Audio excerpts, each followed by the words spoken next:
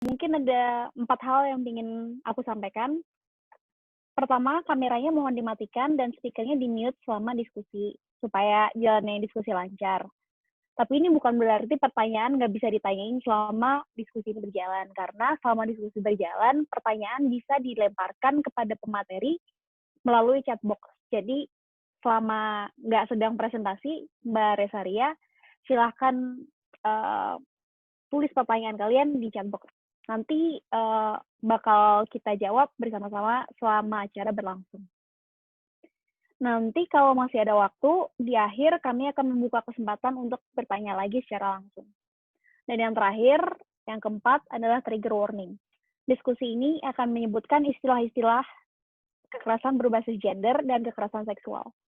Untuk yang nanti kiranya merasa kurang nyaman, nanti mungkin speakernya bisa dimatiin. Oh ya, lupa perkenalan dulu. Nama saya Zara, saya dari Jaringan Akademisi. Kita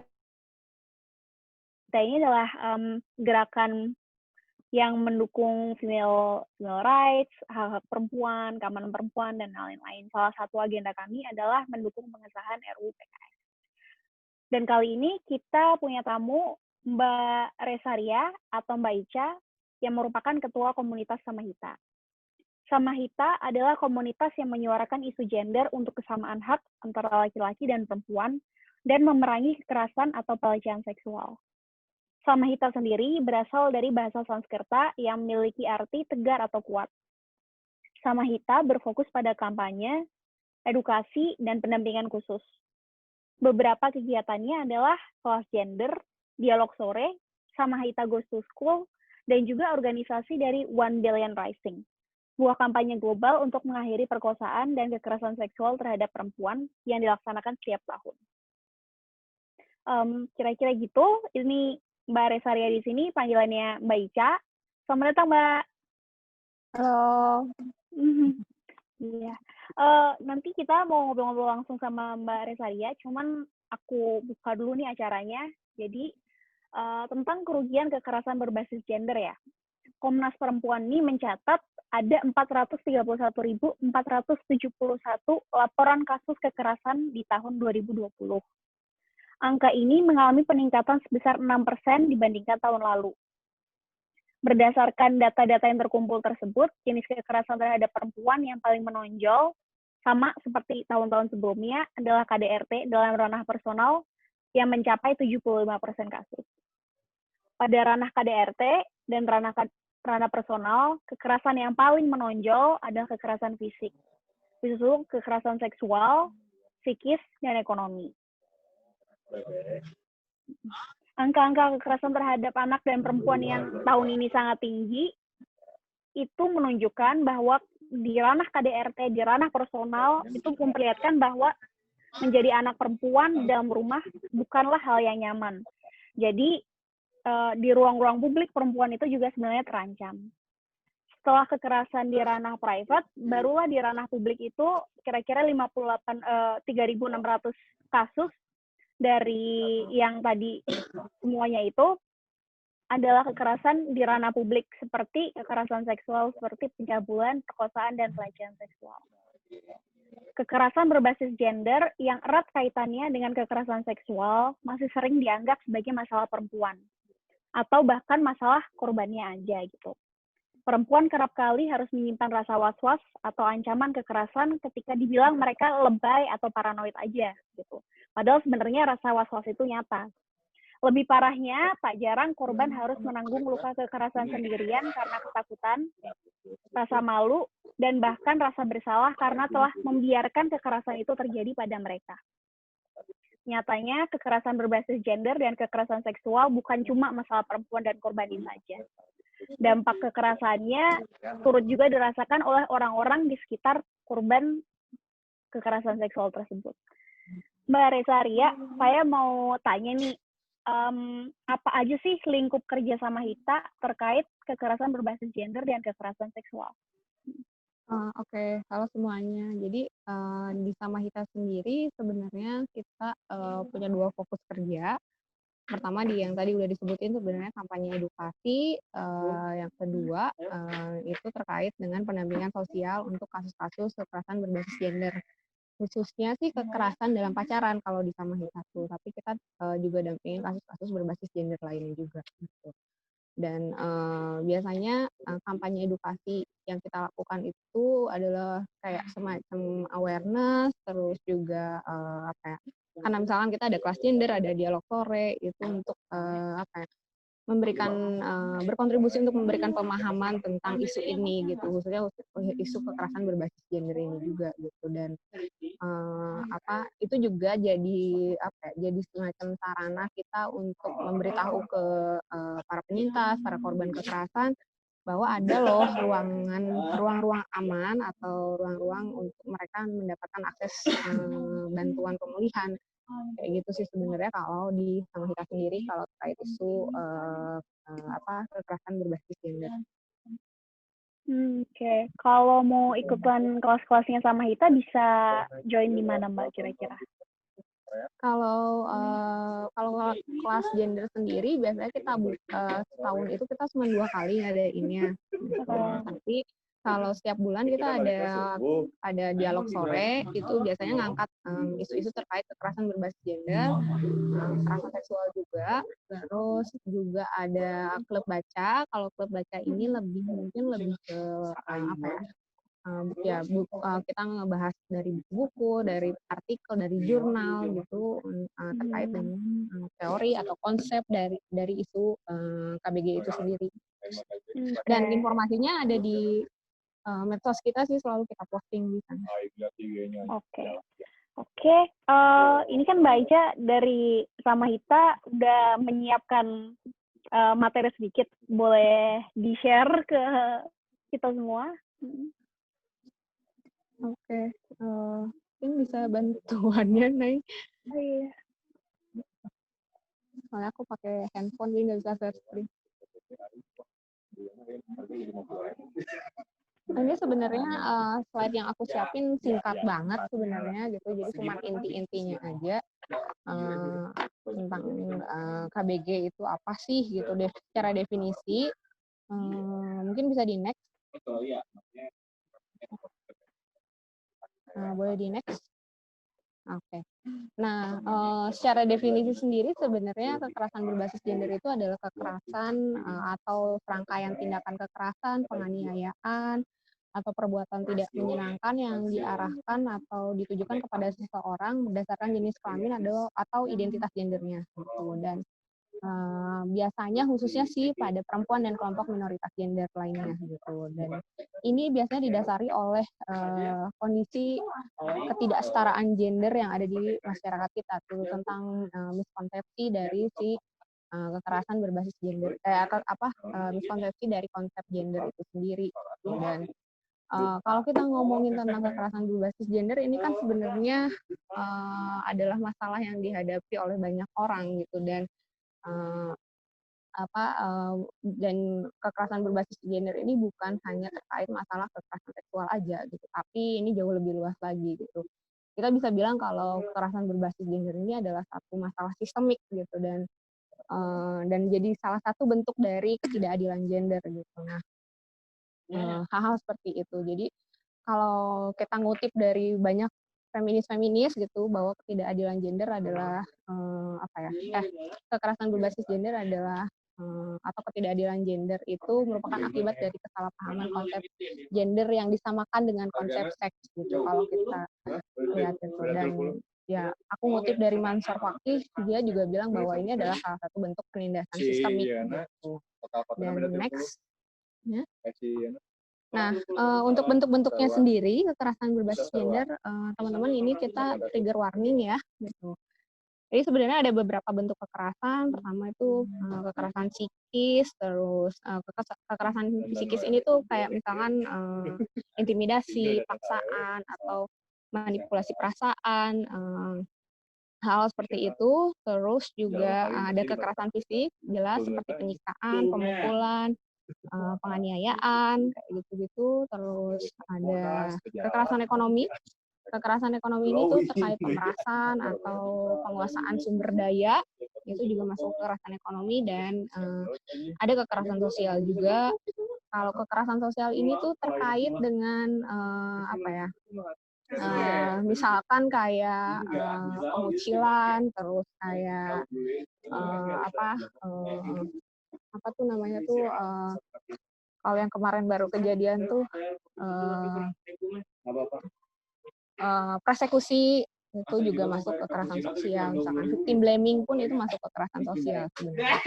Lalu ada kekerasan verbal. Nah, kekerasan verbal ini sebenarnya lebih kayak bullying, terus sex joke, terus pengancaman, terus merendahkan, menghina, itu kekerasan verbal gitu. Dan kekerasan, lalu ada kekerasan seksual. Nah, kekerasan seksual ini sendiri kalau menurut Komnas Perempuan kan ada 15 bentuk gitu ya. Ada 15 bentuk dan apa ya namanya, salah satunya adalah pemerkosaan, perbudakan seksual, aborsi paksa, kawin paksa, dan banyak lagi. Teman-teman bisa cek di di webnya Komnas Perempuan gitu. Lalu ada juga kekerasan digital gitu. Nah, bisa dibilang mungkin 3-2 tahun terakhir ini kekerasan digital mulai banyak disorot gitu. Dimana sebenarnya kekerasan digital ini tuh platform atau teknologi digital itu jadi satu ruang atau memfasilitasi terjadinya kekerasan gitu. Itu kayak doxing, terus penyebaran konten konten pribadi, terus berbagi share trigger warning ya, dick pic gitu.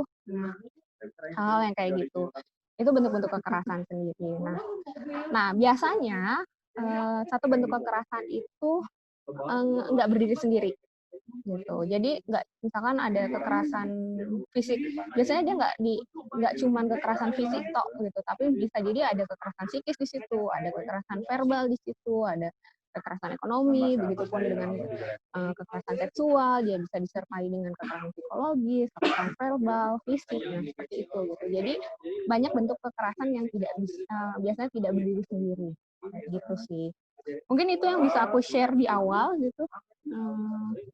Lebih jauhnya nanti kita ngobrol aja. Oke. Jadi ternyata kekerasan berbasis gender itu ada banyak banget, dan kekerasan seksual itu ternyata hanyalah satu dari semua kekerasan berbasis gender itu ya. Jadi penasaran nih, kenapa sih kekerasan berbasis gender itu identik sama isu perempuan gitu. Tadi kan Mbak Ica sempat nyebut ketidakadilan gender, itu maksudnya kenapa sih gitu? Itu apa sih gitu? Oke. Kenapa perempuan seringkali jadi kasarnya tuh jadi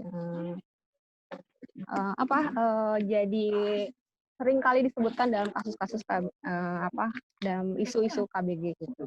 Soalnya perempuan sendiri itu adalah salah satu individu atau kelompok yang paling terdampak dari miskonsepsi gender yang ada di masyarakat gitu, dan yang paling punya kerentanan terhadap menjadi korban itu adalah kelompok perempuan gitu, karena itu dipengaruhi ya itu tadi tentang konsep gender atau nilai gender yang ada di masyarakat itu sendiri.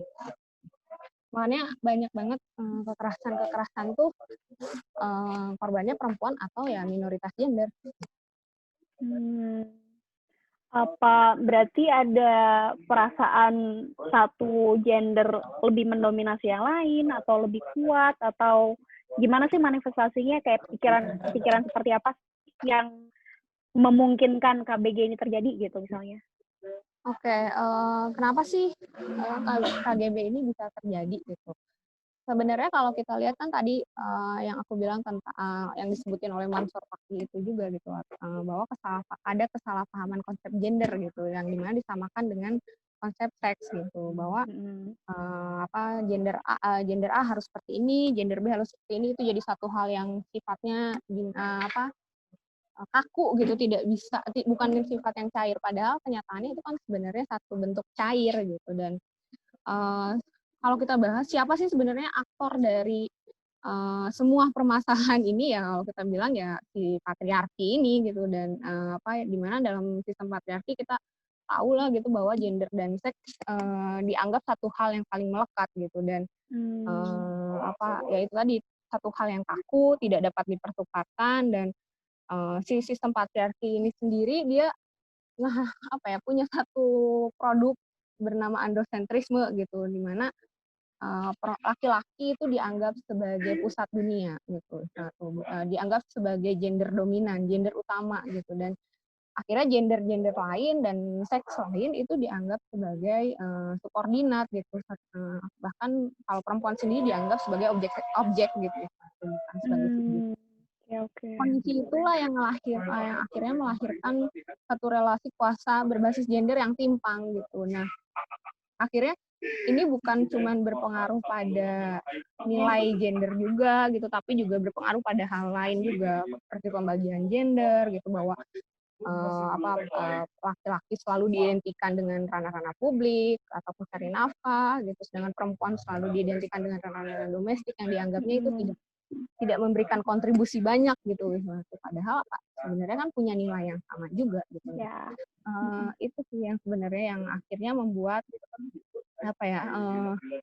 karena konsep gender dan jenis kelamin ini terpisah, padahal kan ini sebenarnya konsep gender dan jenis dan konsep gender itu sebenarnya kan sebuah spektrum gitu ya, satu yang cair gitu, di mana setiap orang tuh punya punya tingkatan atau punya level mungkin tingkatan maskulin dan femininnya gitu, tanpa memandang jenis kelamin mereka. Nah, tapi kalau di sistem patriarki itu nggak seperti itu satu hal yang kaku gitu. Nah, hal seperti itu gitu yang gitu. Mungkin Nay, aku sebenarnya ada di bagian akhirnya ada tentang apa sih si kontribusi yang dilakukan patriarki ini untuk GBV gitu. Mungkin bisa kita lihat. Nah, ini sebenarnya adalah sebenarnya ada banyak hal di dalam sistem patriarki yang membuat kerentanan terjadinya kekerasan berbasis gender gitu. Yang pertama itu sebenarnya ada dominasi gender gitu. Nah, kayak yang aku bilang tadi sebelumnya, jadi gimana si sistem patriarki ini tuh menciptakan satu hubungan kekuasaan yang tidak seimbang gitu, dan dia menciptakan mitos-mitos gender yang meningkatkan resiko kekerasan gitu, bahwa itu tadi laki-laki sebagai gender utama yang diberi keistimewaan untuk menjadi gender dominan, dan sistem nilainya juga membuat laki-laki merasa lebih berkuasa atas gender lain gitu, dalam hal ini perempuan dan gender minoritas gitu. Nah, terus yang kedua itu heteronormatif. Ini adalah kayak semacam keyakinan bahwa orientasi seksual yang normal dan pantas menurut sistem patriarki yang dimiliki oleh manusia adalah heteroseksual gitu, dan dengan kata lain pandangan ini tuh kayak mengasumsikan bahwa hubungan seksual dan pernikahan yang paling pantas bagi manusia adalah antara lawan jenis gitu, dan ini yang sering jadi dasar terjadinya kekerasan berbasis gender pada kelompok minoritas gender gitu. Nilai ini yang jadi dasar mereka tidak dianggap sesuai dengan nilai-nilai heteronormatif dan dianggap devian atau menyimpang gitu. Nah, terus yang ketiga ini adalah rap culture. Nah, rap culture ini salah satunya adalah ini tuh budaya pemerkosaan yang biasanya tuh dilanggengkan tuh dengan melalui bahasa-bahasa misoginis, terus anggapan bahwa perempuan sebagai objek atau tubuh perempuan sebagai diobjektifikasi secara seksual, dan di glorifikasinya kekerasan seksual tuh biasanya terjadi di rap culture gitu, dan hal ini akhirnya membuat satu nilai di masyarakat yang mengabaikan hak dan keamanan dari perempuan atau gender minoritas gitu. Nah, hal seperti itu. Jadi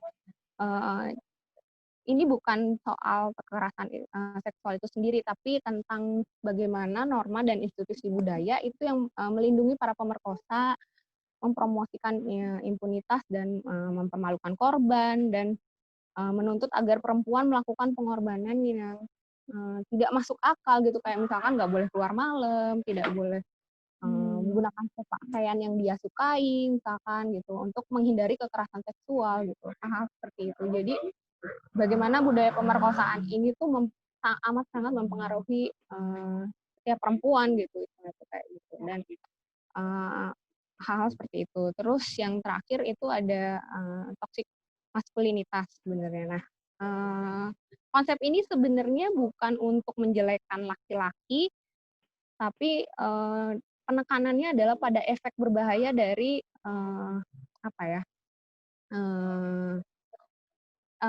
Peran tradisional yang diberikan kepada laki-laki gitu. Dan toxic maskulinitas ini juga yang apa ya, mengakibatkan adanya stigma-stigma dan membatasi emosi-emosi yang dapat diekspresikan oleh anak laki-laki atau laki-laki untuk apa, untuk mengungkapkan atau mengungkapkan emosinya gitu secara lebih. Biasanya di sini kan kalau di toxic maskulinitas itu kan kalau kita lihat laki-laki selalu di dalam sistem patriarki ini laki-laki selalu dianggap sebagai penguasa, dan ketika dia istilahnya tuh dia didorong untuk bisa menguasai sesuatu gitu, dan perempuan atau gender minoritas yang punya kuasa lebih rendah itu jadi satu hal yang harus dikuasai oleh mereka, dan itu dilanggengkan oleh patriarki, maksudnya dibenarkan gitu oleh patriarki. Kayak gitu sih. Okay. Ini ada pertanyaan yang berkaitan nih sama itu tadi apa namanya ide-ide tentang patriarki, tentang laki-laki dan perempuan gitu dari Resmi Setia. Halo Cia, thanks for sharing. Ingin tanya-tanya tentang pandangan kritis Ica tentang sejauh mana upaya perjuangan kesetaraan gender dan anti kekerasan berbagai gender yang ada selama ini mampu mendorong perubahan struktural dalam relasi gender, terutama jika diletakkan dalam konteks masih minimnya keberpihakan negara terhadap hak perempuan. Dan yang kedua yang masih erat lagi itu dari Hafisa Dina. Halo Kak Ica, aku penasaran apakah sebuah kekerasan berbasis gender bisa dilakukan oleh seseorang dengan gender yang sama. Jadi perempuan sama perempuan. Gitu. Okay. Jadi satunya secara struktural, yang satunya bisa nggak sih perempuan melakukan itu perempuan lain? Oke, aku jawab pertanyaan kedua dulu ya. Sebenarnya siapa sih yang bisa jadi pelaku gitu ya? Sebenarnya siapapun bisa jadi pelaku gitu, karena ya mau tidak mau, misalkan perempuan pun bisa jadi pelaku gitu. Dan kenapa bisa seperti itu? Karena sistem patriarki ini memposisikan perempuan dalam posisi yang saling bersaing gitu, dan bersaing untuk memenuhi nilai-nilai patriarki itu sendiri, bahwa perempuan yang baik itu seperti ini, perempuan yang baik itu seperti itu, hal seperti itu. Kita sebutnya dengan nama internalized misogyny gitu, misalnya itu kayak gitu. Bagaimana perempuan menyerang perempuan lain gitu, atau bahkan ya gender minoritas lain karena sebenarnya dipengaruhi oleh nilai-nilai patriarki itu sendiri gitu. Jadi tapi yang harus digarisbawahi terkait siapa saja sih yang bisa jadi pelaku gitu sebenarnya. Kita selalu bilang bahwa siapa saja bisa jadi pelaku dan siapa saja bisa jadi korban. Tapi yang membedakan adalah korban itu tidak pernah berada dalam posisi untuk memilih gitu. Dia tidak punya pilihan untuk menjadi korban gitu. Berbeda dengan pelaku gitu. Pelaku tuh punya pilihan apakah dia akan menjadi pelaku atau tidak gitu. Itu yang membedakan gitu sebenarnya. Untuk melihat narasi tentang siapa saja bisa jadi pelaku dan siapa saja bisa jadi korban gitu sebenarnya. Nah, untuk pertanyaan kedua pertama tadi itu aku harus baca. Oh ya, sejauh mana upaya perjuangan kesetaraan gender atau anti kekerasan berbasis gender yang selama ini mampu mendorong perubahan struktural dan relasi gender, terutama jika diletakkan dalam konteks masih minimnya keberpihakan. Oke. Jujur aku sendiri juga rada tidak menaruh harapan banyak terhadap pemerintah gitu ya dan kebijakan-kebijakannya, karena kalau kita lihat sendiri bahkan perempuan-perempuan yang ada di di parlemen atau menjabat sebagai menteri atau memiliki kedudukan dalam pemerintahan justru juga tidak membantu mengurangi angka kekerasan berbasis gender, justru malah memberikan kontribusi. Kita bisa lihat Omnibus Law lah ya gitu, itu bagaimana itu juga berpengaruh pada kekerasan-kekerasan struktural lainnya juga gitu. Dan kalau aku sendiri sebenarnya dan sama Hita sendiri juga kita memegang nilai tentang transformative justice gitu. Bagaimana membangun masyarakat, apa ya, membangun masyarakat, membangun komunitas yang memang dia itu menjadikan apa ya, berupaya untuk menciptakan ruang-ruang yang aman gitu, ruang-ruang yang bebas untuk bebas dari kekerasan berbasis gender gitu. Dan walaupun di satu sisi juga kita harus tetap ya mau tidak mau karena apa pemerintah harus tetap harus bertanggung jawab atas kekerasan-kekerasan yang terjadi. Jadi yang bisa kita lakukan sebenarnya ya mendorong kebijakan-kebijakan yang berperspektif korban, mendorong kebijakan-kebijakan yang apa ya, yang tidak diskriminatif gender gitu sebenarnya. Dan tapi kalau aku sendiri sebenarnya aku lebih lebih apa ya, mungkin aku lebih suka untuk membangun komunitas yang memang dia aman gitu dan memperbanyak ruang-ruang itu nantinya gitu. Itu sih sebenarnya kalau untuk aku sendiri. Karena apa ya? Mungkin ketika aku selalu yakinnya seperti ini. Perubahan di tingkat individu itu akan memberikan efek kepada perubahan di tingkat komunitas gitu. Dan ketika nilai di komunitas itu sudah semakin besar, dia akan mengganti nilai-nilai lama yang akhirnya itu akan jadi nilai yang lebih besar lagi gitu. Nah, dan harapannya itu juga yang nantinya akan membuat apa ya, perubahan di tatanan kebijakan juga. Ya, oke. Jadi kayak dari komunitas, mulai dari kita sendiri lah ya kira-kira, nanti baru memang dari butuh bawah waktu ke atas, lama sih gitu. tapi ya betul. Balik lagi nih ke topik utama kita, kerugian kekerasan berbasis gender ya. Tentu kalau kekerasan berbasis gender, kekerasan seksual seperti itu dampak langsungnya pasti sama korban ya gitu.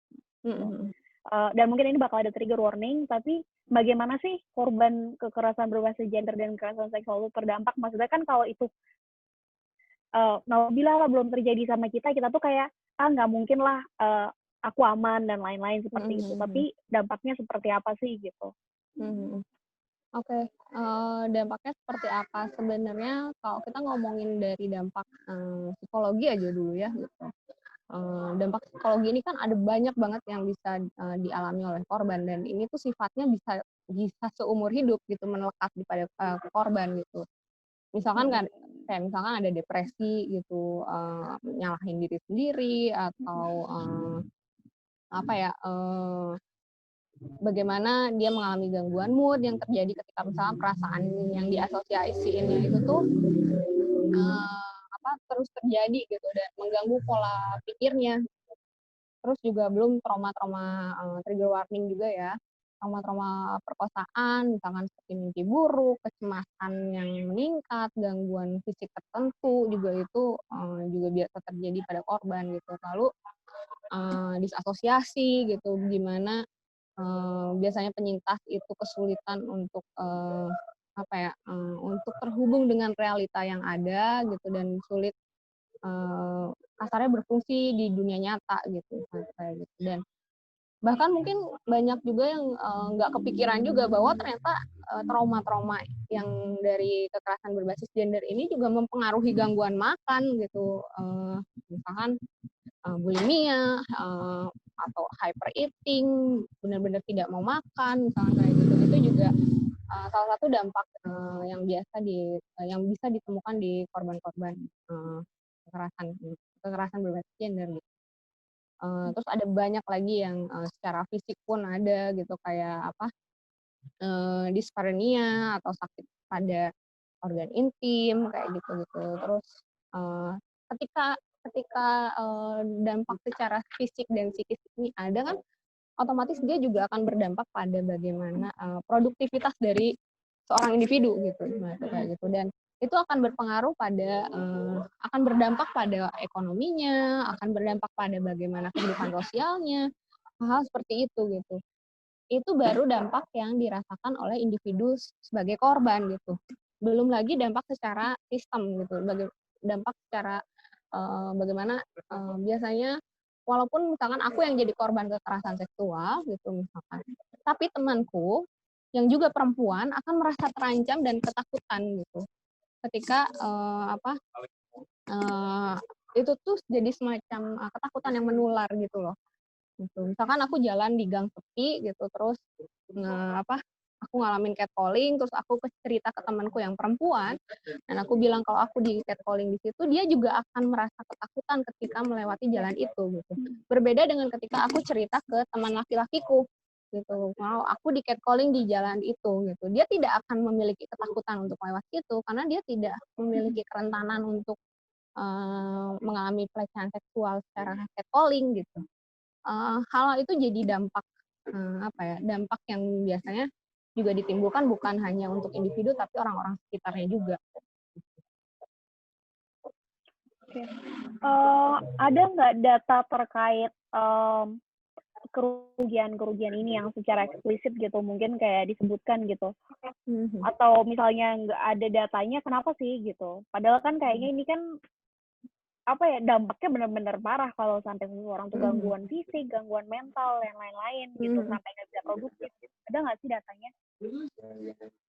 Aku tuh setelah setelah diminta untuk kegiatan ini, aku tuh nyari-nyari ada nggak ya gitu angka untuk ngomongin tentang dampaknya gitu ya, dampak secara kuantitatifnya gitu. Tapi aku nggak nemu gitu, cenderung lebih banyak data terkait kasusnya, maksudnya tuh berapa sih jumlah kasus kekerasan seksual, berapa kasus KGBO gitu, lebih banyak seperti itu gitu. Karena mungkin aku bisa bilangnya, apa ya, akses-akses pemulihan terhadap korban, karena kan maksudnya kita bisa tahu dampak itu ketika korban mendapatkan hak-hak pemulihannya gitu. Jadi kita bisa tahu dia mengalami gangguan, gangguan dari trauma yang disebabkan oleh trauma ini tuh di bagian mana gitu. Nah, sedangkan pemulihan korban ini tuh jarang banget, tidak masih masih minim untuk, diperoleh oleh korban gitu. Jadi, Ya. biasanya kalau, kalau kasus hukum pun mereka nggak ngomong, data hukum misalkan mereka melapor secara hukum yang didapat juga data-data terkait, bentuk kekerasan yang dimiliki yang, terjadi gitu. Tidak membicarakan tentang dampak-dampak apa aja sih yang dialami atau kerugian-kerugian apa sih yang dialami oleh, korban-korban, kekerasan berbasis gender ini, gitu sih. Itu juga sih kesulitannya mungkin, next bisa ada studi-studi tentang dampak secara lebih Iya. itu sih. Itu Iya, udah karena kok kalau slide-nya. iya. Iya sih, karena kita lihat kadang-kadang kan, oh ada kasusnya sekian gitu. Mhm, Mungkin kita ngelihatnya quote-quote cuma angka gitu, padahal kan ternyata mhm, kerugiannya banyak banget, yang kayak mhm mental aja mhm, segitu tadi disebut, mhm belum mhm, material, belum fisik gitu kan. Jadi mhm, di balik angka tuh bener-bener layernya sangat banyak gitu kan. mhm mhm, Jadi ini ada nih yang berhubungan tentang tadi kan Mbak Ica sempat bilang kalau dampak yang dirasain tuh secara nggak langsung juga ke teman-temannya korban gitu, misalnya mhm perempuan terus jadi kayak takut lewat situ gitu. mhm, Jadi sebenarnya banyak perempuan nih yang sudah tahu sama tahu gitu kalau mhm ada sebuah keterancaman lah pokoknya mereka tuh di dalam diri mereka gitu. mhm, Tapi kenapa sih kalau melaporkan perkosaan misalnya atau mhm pelecehan seksual, kenapa mhm, sih lebih sulit dipercaya daripada melaporkan perampokan atau pencemaran nama baik? Ini pertanyaan dari Mbak Sabina. Nah, oke. Balik lagi ke yang, tadi sebenarnya yang slide sebelum ini. Nah, eee, ada masalah tentang rape culture gitu, bagaimana, perempuan seringkali dianggap sebagai trigger atau korban seringkali dianggap sebagai trigger dari kejadian trauma yang dialami gitu. Karena ini terkait dengan, eee, apa ya, eee ya, perempuan tidak dianggap sebagai subjek, tidak dianggap sebagai individu yang utuh, tapi dianggapnya sebagai objek seksual. Maka, karena ketika perempuan, dianggap sebagai diobjektifikasi tubuhnya, maka, apa ya, dan ini sudah ada di dalam nilai-nilai itu sendiri, maka yang dicari adalah apa sih yang menyebabkan korban ini bisa mengalami kejadian trauma gitu. Dia tidak apa ya, sayangnya gitu, penanganan hukum kita seringkali justru, misalnya ketika proses BAP dia malah akan menggalinya adalah faktor yang membuat korban menjadi korban gitu. Misalkan Hmm. misalkan dia berpakaian tertutup, dia menggunakan hijab dengan niqab, tertutup lah gitu istilahnya itu. Tapi dia akan biasanya akan orang-orang yang melakukan victim blaming akan mencari lagi gitu. Kalau misalkan faktor satu itu tidak terjadi, berarti apa nih faktor lainnya gitu. Oh, dia pulangnya malam-malam. Oh, dia lewat jalan sepi gitu. Nah, selalu dicari kesalahan-kesalahan kesalahan-kesalahan yang dari korban gitu yang menjadi trigger untuk itu. Dan masyarakat kita gitu mungkin kita juga di keluarga gitu ya sering kali dididiknya tuh apalagi perempuan gitu ya, jangan berpakaian seperti ini, jangan berpakaian seperti itu, nanti kamu akan digodain, kamu akan terlalu banyak terlalu banyak nilai-nilai, jadi nilai-nilai pencegahan kekerasan seksualnya tuh uh, intinya jangan jangan sampai kamu diperkosa gitu istilahnya tuh, daripada Ya. kamu nggak boleh memperkosa gitu. Nah, hal itulah yang bikin akhirnya budaya pemerkosaan ini terus berlanjut gitu dan terus terus mengakar dan terus direproduksi gitu, kayak gitu. Makanya sulit banget untuk korban speak up, dan ketika speak up ada konsekuensi untuk di victim blaming kayak gitu-gitu. Ya. Padahal victim blaming sendiri salah satu kekerasan verbal gitu ya. Iya, itu kan masuk kekerasan sosial juga, kekerasan verbal iya, sosial iya, psikis juga iya. Gitu. Oke. Ini ada satu pertanyaan lagi dari Sabina. Jadi, hai Kak Ica, makasih banget presentasinya. Aku penasaran nih, kalau secara dampak psikologis, apakah kekerasan berbasis gender lebih kuat atau besar dampaknya dibanding kekerasan berbasis lain, kayak misal kekerasan berbasis ras atau kelas ekonomi, seperti itu gimana? Kalau aku sih sebenarnya nggak bisa bilang mana yang lebih mana yang lebih besar dampaknya gitu. Cuman karena ras pun sebenarnya kan dia didukung oleh sistem nilai juga kan gitu, kekerasan berbasis ras. Begitupun kekerasan berbasis gender. Jadi kekerasan-kekerasan yang didukung oleh yang terjadinya didukung oleh sistem nilai kita gitu, sistem nilai yang ada yang eksis di masyarakat itu punya resiko dampak yang lebih besar dan lebih dalam gitu secara psikologis gitu. Karena mungkin misalkan anggaplah kekerasan, aku ngalamin hilang motor gitu, itu kan sebenarnya bentuk kekerasan juga. Nah, tapi aku tidak akan mengalami, bisa jadi traumaku nggak akan sedalam ketika aku ngalamin pemerkosaan gitu. Hal seperti itu karena karena akan ada serangan-serangan dan dukungan-dukungan untuk menyalahkan aku gitu. Ketika aku menjadi korban kekerasan berbasis gender gitu. Nah, jadi aku nggak bisa bilang kekerasan berbasis gender itu lebih dalam dibanding kekerasan berbasis ras kayak gitu, nggak bisa karena keduanya hampir punya konteks yang sama-sama didukung oleh sistem nilai yang ada yang eksis di masyarakat saat ini. Oke. Ini kita coba melihat sedikit lebih luas dibanding korban itu sendiri. Oke, korban dampaknya banyak sekali, tapi selain korban, siapa lagi sih yang terdampak baik secara langsung maupun tidak langsung? Kayak tadi kan misalnya temennya terdampak jadi takut gitu. Mungkin dalam konteks keluarga, mungkin seperti apa dinamikanya nanti, atau mungkin dalam ranah tempat kerja itu kira-kira dampaknya lebih luas seperti apa? Ini dampak untuk dampak di luar korban kan? Iya. Mungkin aku mau share sedikit bagaimana ini berdampak pada keluarga gitu. Aku cerita soal kekerasan yang aku alamin gitu ke orang tua gitu. Dan ketika aku cerita tentang itu, orang tua kaget gitu, dan dia tidak menyangka kalau aku pernah ngalamin hal seperti itu gitu. Dan ketika tahu, ibuku yang jadi disalahkan gitu. Kenapa disalahkan? Karena dianggap sebagai tidak becus menjaga anak, tidak becus tidak dianggap gagal melakukan pengasuhan gitu yang baik gitu. Terus sampai aku akhirnya mengalami hal itu. Jadi eee, kesalahan-kesalahan apa ya, blaming-nya atau penyalahannya bukan cuman pada aku gitu, tapi pada, ibuku juga gitu dan, hal-hal seperti itu juga banyak terjadi gitu karena ini terkait masalah pengasuhan juga bagaimana, apa, perempuan kan diberikan tanggung jawab untuk pengasuhan, perlindungan. Jadi apapun yang terjadi pada anaknya itu menjadi tanggung jawab dari perempuan sebagian besar Ya. gitu. Nah, itu salah satu yang bagaimana, ketika kekerasan berbasis gender terjadi, juga berdampak pada keluarga gitu, istilahnya kayak gitu. Terus juga, apa ya, kalau berdampak pada, pekerjaan atau ranah kerja, eee, biasanya kekerasan-kekerasan yang dilakukan oleh atasannya gitu sebenarnya. Bagaimana akhirnya ya sebenarnya sama sama aja kayak kayak apa, eee dampak yang kalau dirasain individu gitu.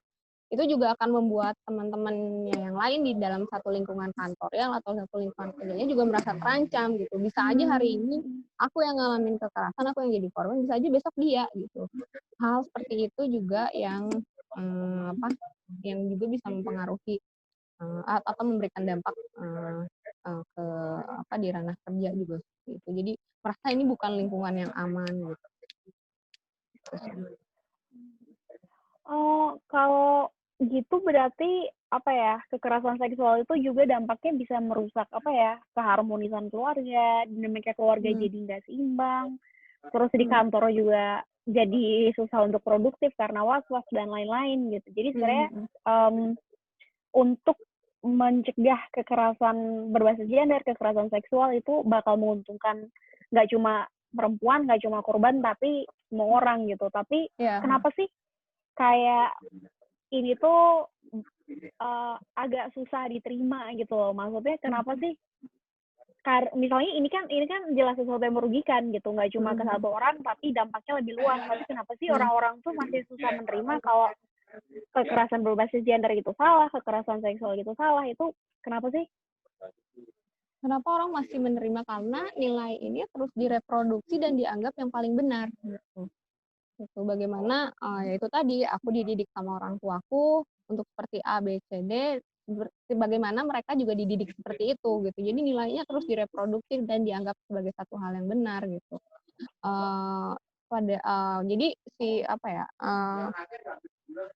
si apa ya kalau kita bilang kayak si ada ada siklus aku bilangnya siklus ketakutan gitu yang diwarisin secara terus menerus gitu istilah itu ke generasi-generasi berikutnya dan itu terus diperkuat belum lagi juga apa ya kalau kita ngomongin rap culture juga sebenarnya kan si rap culture ini juga dia tadi aku bilang didukung oleh sistem nilai yang ada gitu secara pendidikan, secara ekonomi, secara politik itu didukung untuk terus dilanggengkan dan itu yang akan jadi susah gitu untuk untuk untuk dilawan gitu tapi bukan berarti nggak bisa ya. Ya. Gini nih, jadi karena dampaknya luas itu tadi, jadi intinya kekerasan berbasis gender dan kekerasan seksual itu jadi harusnya kan dianggap sebagai masalah bersama gitu ya. Kalau gitu tadi kan Mbak Ica kan bilang agak susah ya untuk mengubah nilai-nilai di masyarakat dan lain-lain gitu. Gimana sih caranya untuk meningkatkan awareness tentang masalah ini gitu, untuk ngasih tahu gitu ke orang-orang kayak ini tuh dampaknya bukan cuma ke perempuan aja, tapi ini tuh kayak nggak produktif dan lain-lain, dan ini juga kayak tidak adil gitu. Ini gimana sih cara menyelesaikannya di level struktural gitu? Soalnya ada yang nanya nih, Ilham Prakosa, kalau Mbak Ica tanya dong, di beberapa kesempatan saya sering dengar cerita kekerasan seksual dan korban melapor ke Komnas Perempuan atau beberapa LSM yang kompeten menanganinya. Nah, sejauh mana peran LSM atau lembaga tersebut menangani kasus-kasus tersebut gitu? Ini kan di tataran udah bukan individu lagi, bukan tapi juga nggak seluas masyarakat, tapi organisasi gitu. Peran organisasi di ini seperti apa sih? Aku nggak akan singgung lembaga lain ya, karena mungkin setiap lembaga punya caranya masing-masing untuk menangani kasus-kasus kekerasan berbasis gender gitu. Kalau kita di Samahita, jadi aku apa ya, pakai pengalaman Samahita. Kalau kita di Samahita biasanya pemulihan trauma itu jadi hal yang paling utama gitu.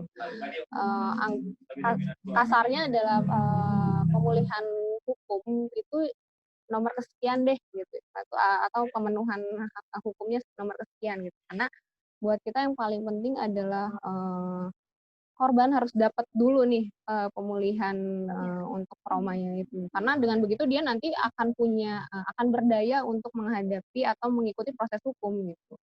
Dan karena kita juga percaya bahwa korban itu punya resiko juga untuk jadi pelaku atau untuk jadi korban selanjutnya gitu, dan rantai itu yang harus diputus, dan cara diputusnya adalah dengan memberikan memberikan akses pemulihan terhadap korban gitu secara komprehensif gitu, dan itu sih yang apa ya, kalau di Samahita sendiri yang kami lakukan, kita berusaha sebisa mungkin untuk memberikan akses pemulihan untuk korban gitu, dan ya tujuannya untuk memutus rantai itu tadi, rantai kekerasannya juga, rantai siklus ketakutan juga, kayak gitu sih sebenarnya.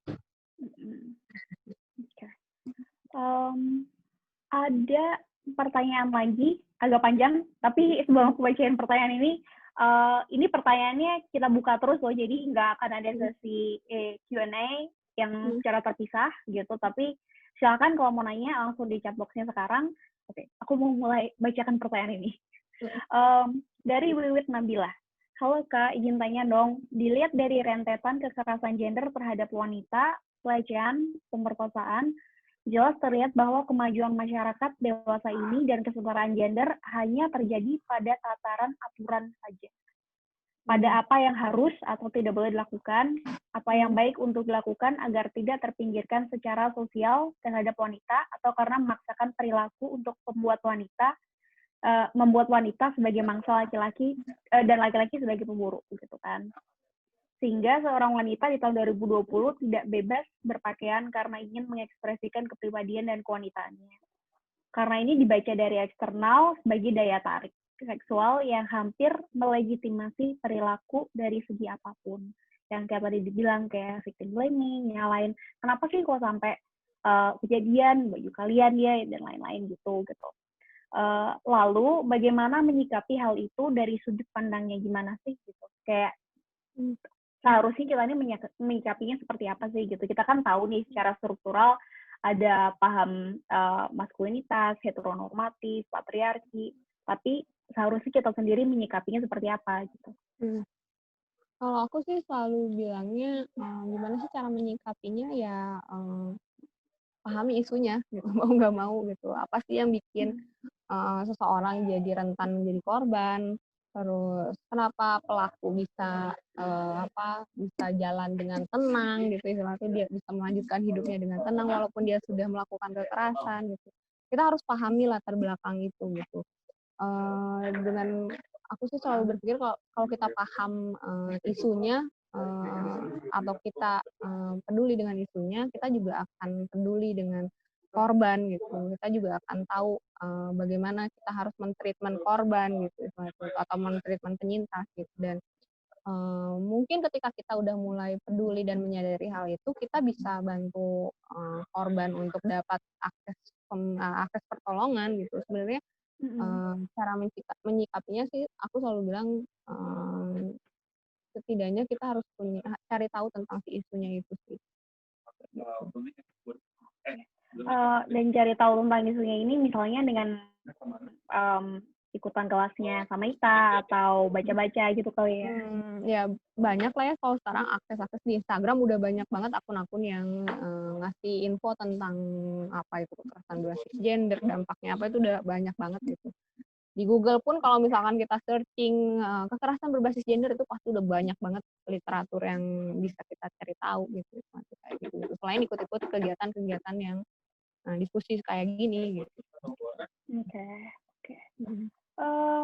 Gitu itu mungkin pingin ini deh, cerita mungkin dari pengalamannya sama Ita, mungkin dari pengalaman yang Mbak Ica dan lain-lain itu kekerasan berbasis gender, kekerasan seksual seperti ini tuh dampaknya jelas sama korban gitu. Dan mulai dari psikis, mulai dari fisik, ekonomi dan lain-lain. Terus tadi disebut juga dampaknya ternyata nggak cuma sama korban, tapi juga ke keluarganya, ke rekan kerjanya, ke teman-temannya.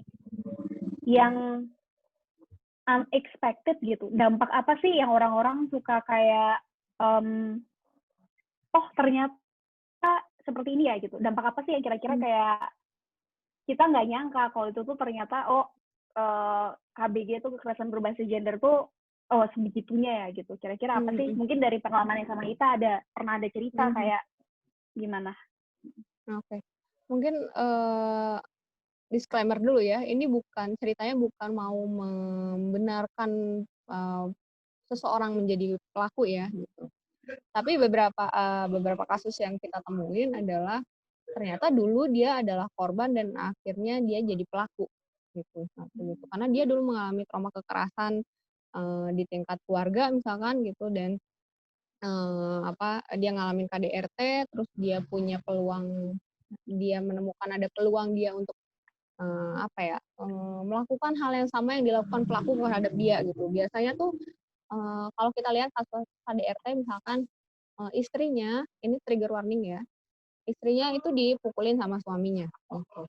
Dia tidak bisa membalas ke suaminya karena ada relasi kuasa yang timpang gitu. Nah, siapa sih di rumah itu yang punya relasi kuasa lebih bawah dibanding si istri ini? Anaknya atau asisten rumah tangganya gitu, atau pekerja rumah tangganya gitu. Nah, akhirnya dia akan melakukan kekerasan ke anak atau ke pekerja rumah tangganya gitu. Kenapa bisa seperti itu? Ya itu tadi, balik lagi karena dia tidak mendapatkan pemulihan terkait trauma yang dia alami gitu. Jadi rantai kekerasannya terus aja berlanjut. Nah, biasanya beberapa kasus yang kita dapat gitu, ketika kita tarik misalkan untuk kasus kekerasan dalam pacaran aja ya gitu. Kita gali, ternyata si kekerasan dalam pacaran yang dia alamin itu tuh, traumanya itu tuh cuman trigger dari kekerasan yang dari trauma dulu yang dia pernah alami. Jadi kekerasan pertama yang dia alami itu adalah kekerasan di dalam keluarga gitu. Dan si kekerasan dalam pacarannya ini tuh jadi trigger atas trauma sebelumnya gitu. Nah, itu tadi aku bilang bahwa ketika seorang jadi korban, dia akan rentan jadi korban lagi atau dia akan jadi pelaku gitu. Nah, kadang kita pas awal-awal kita dapat nemu kasus seperti itu, kita nggak nyangka ternyata trauma yang harus dipulihin tuh bukan trauma KDP-nya gitu, tapi trauma si KDRT dia di rumah ini gitu, karena itu yang membangun persepsi diri tentang dia gitu, nilai dirinya dia gitu ternyata ada di situ, dan itu sebenarnya yang harus dipulihin gitu, bukan di KDP-nya. Nah, itu sih yang sering kita lihat gitu, karena berpikirnya kayak keluarga adalah satu tempat yang rumah adalah satu tempat yang aman gitu, padahal banyak kasus-kasus kekerasan itu dipicunya dari trauma di dalam keluarga juga.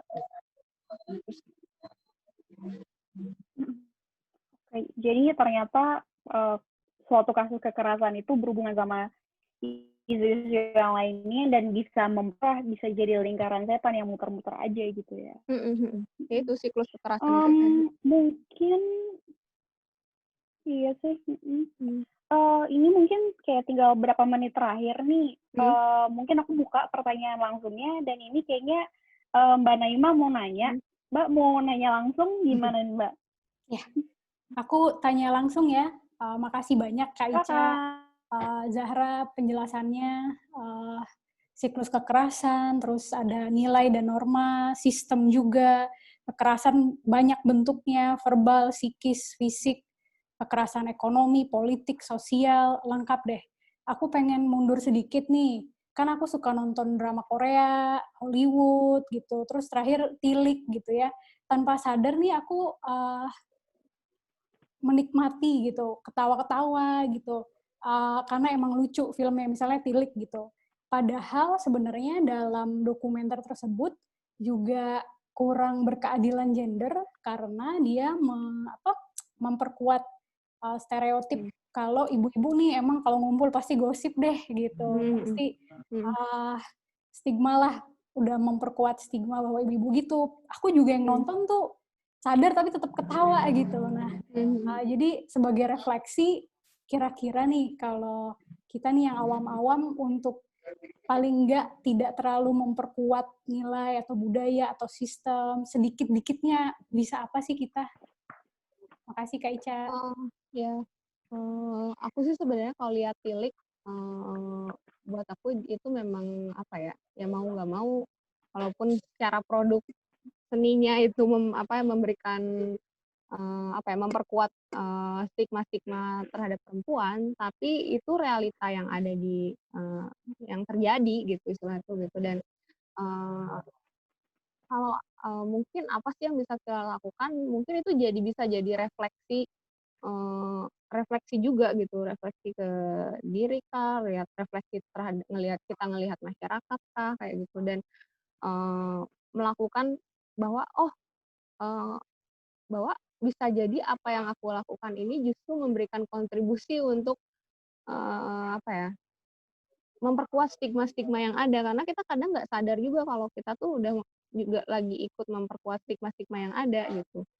Hal-hal seperti itu sih sebenarnya kalau aku pikir seminim-minimnya kasar ya, seminim-minimnya iman adalah dengan tidak ikut serta dalam memperkuat stigma itu gitu. Dan kalau untuk kasus Tilik ya itu jadiin bahan refleksi bagaimana sebenarnya eee, bagaimana masyarakat melihat perempuan, terus bagaimana apa, bagaimana sebenarnya kenapa itu bisa terjadi. Karena kan sebenarnya si sistem patriarki ini tuh menempatkan perempuan untuk saling bersaing dengan perempuan lainnya gitu, istilah itu gitu.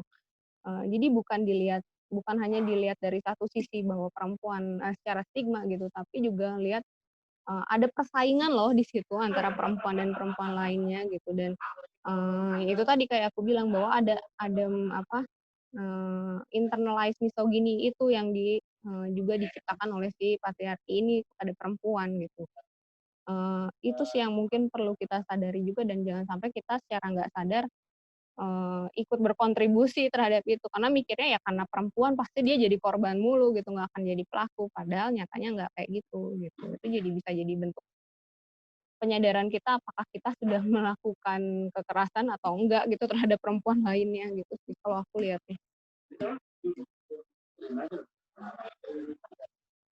Oke. Ini ada Mbak Clara mau nanya, silakan Mbak. Halo Mbak Ica. Halo. Tadi kan banyak ngomongin soal, bukan banyak sih, beberapa kali ngomongin soal gimana internalize misogyny, terus kita kemudian perempuan kemudian memproyeksikan itu ke perempuan lain gitu ya. Tapi saya jadi berpikir apakah bagaimana membedakan persaingan antara perempuan yang menurut saya juga nggak masalah, kompetisi antar perempuan nggak masalah, dengan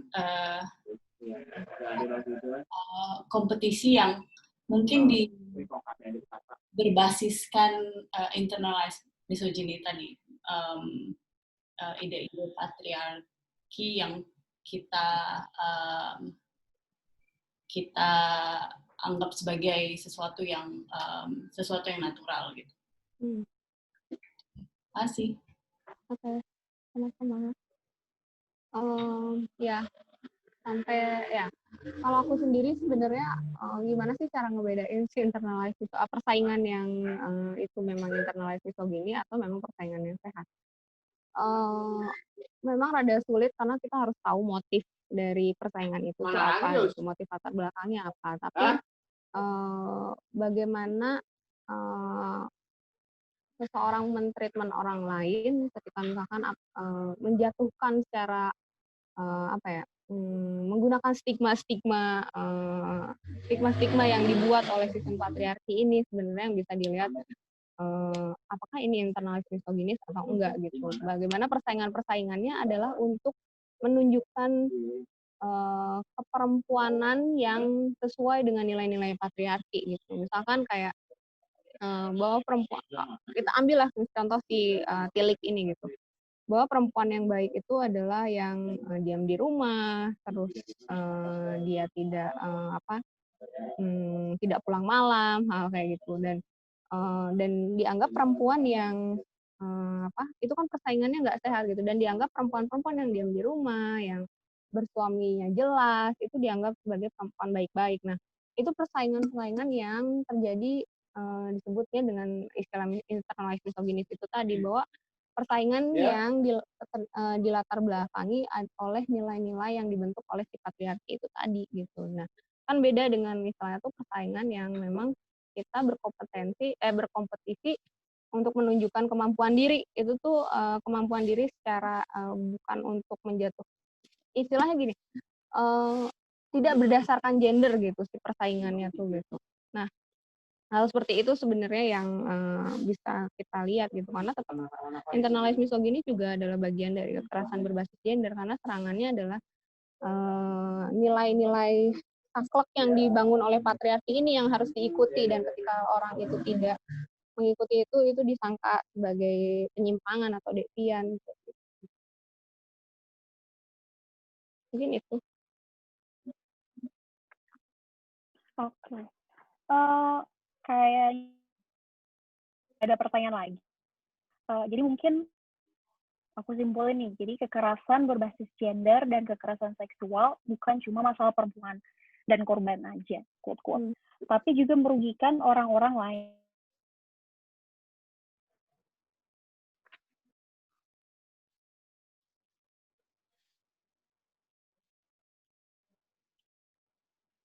Ini dampaknya lebih luas, maka pengentasannya pun juga harus melibatkan masyarakat yang lebih luas. Ini bisa menjadi PR panjang kita gitu, karena perubahan menuju masyarakat yang lebih adil terhadap perempuan bisa aja sangat lambat terjadi.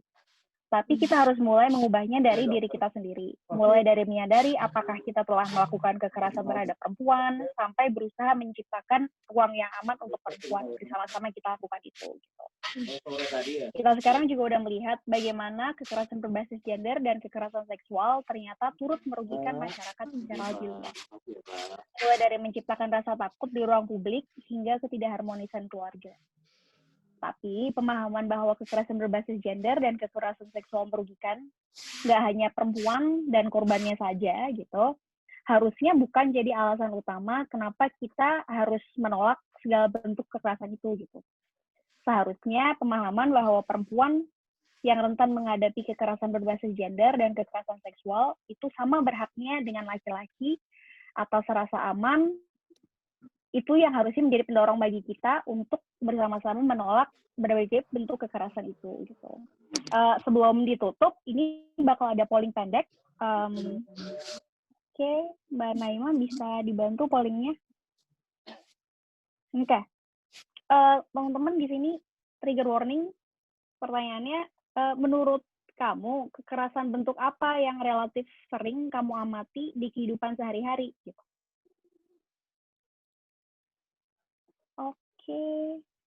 Oke, ada satu jawaban, 2 masuk.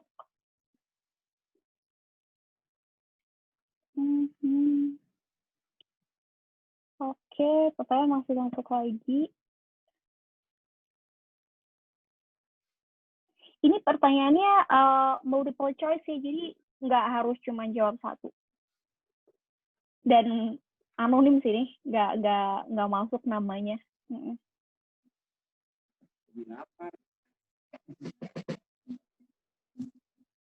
Oke.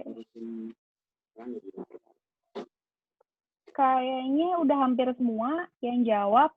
Mungkin ternyata kekerasan verbal paling sering, kemudian diikuti kekerasan sosial dan bullying. Habis itu baru kekerasan psikis, kekerasan seksual, dan kekerasan fisik.